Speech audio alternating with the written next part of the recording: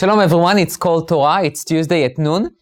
And really after a little bit of a break, that one of them was when I led a historical delegation to the APAC Policy Conference in Washington, D.C., that I'm really very proud of this shul, going like that, leading the way to so many other shuls in the area and in the country to show really what is a kind of commitment we have to our beloved state of Israel and our concern about the strong relationship between Israel and the U.S. that will continue with God's help for many years to come.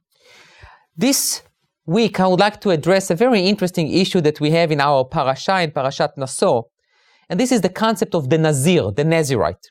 So just a very quick introduction. The Nazirite is a person who decided to, let's say, enhance his religious life. And he decided to take upon himself some more prohibitions, like we don't have enough.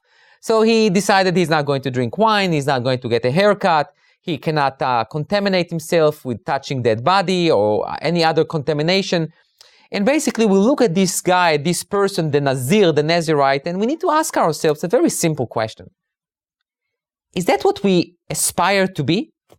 Is that what we want to be? Is that like, top priority, I want to be like Moshe, Aaron, and the Nazirite? Or the Nazirite is really not something that I aspire to be? And I would like to present to you today really two schools of thoughts that really try to deal with this very strange phenomena by the name of the Nazir, the Nazirite.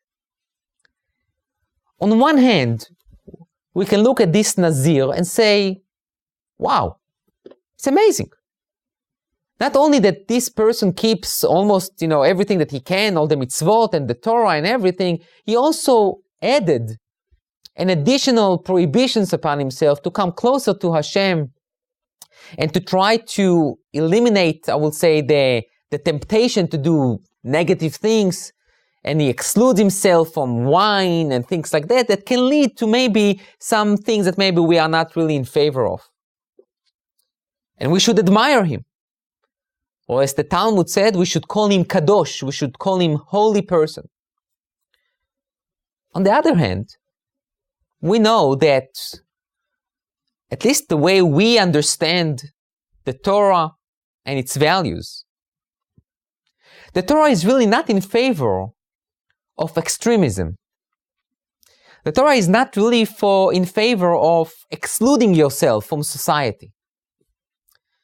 And the Torah is really not in favor of extreme measures on a daily basis.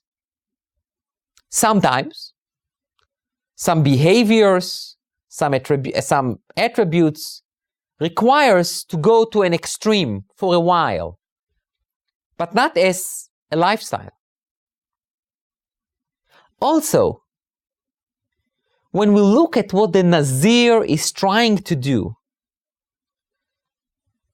we see that he tries to, in a way, detach himself from temptation that are around him. On one hand, we can understand sometimes temptation can be so difficult to overcome that sometimes the best thing to do is just to say, I don't want to deal with that, I'm just excluding myself and detaching myself from it. If someone is on diet and he's being told not to reduce the amount of calories, maybe it's better for him not to come close to the buffet where the chocolate cake is. But in a way, for me, if this person will take a chocolate cake, put it in his plate with the cream and everything on it, and he will take a bite and say, and that's it, I'm not eating that anymore. I enjoyed this bite, but no more. In a way, I think it shows even more strength. In addition to it, I don't believe that there is really anything wrong or negative with drinking wine.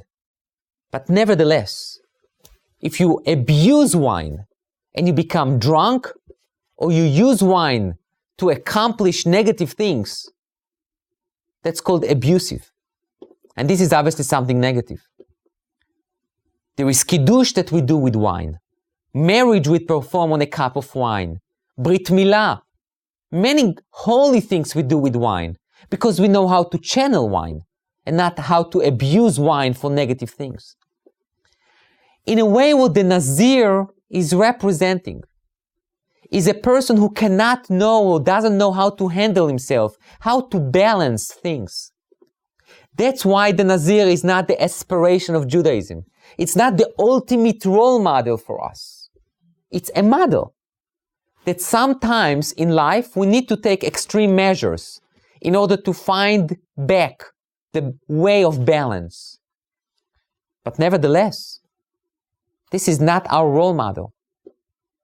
The Nazir who cannot deal with realities, who cannot deal with what he sees or what he experiences, goes far, far away to run away from reality. Judaism is exactly the opposite. We don't run away from reality. We make realities. And this is our job. The Torah was given to us as a tool to educate us, to enhance our knowledge and understanding of how to balance our lives. Yes, every day is a struggle. Yes, every day we face different challenges. Yes, the media, the internet is increasing our challenges to even unforeseen heights. But if we are rooted with Torah, we are rooted with what the Torah values and what the Torah tries to teach us, and we work on ourselves on a daily basis, then yes, I think we have the strength and the inner talent to face the challenges. So the Nazir, it's still an enigma. It's still an enigmatic subject that we can talk about. Holy or not, it depends on us. Thank you.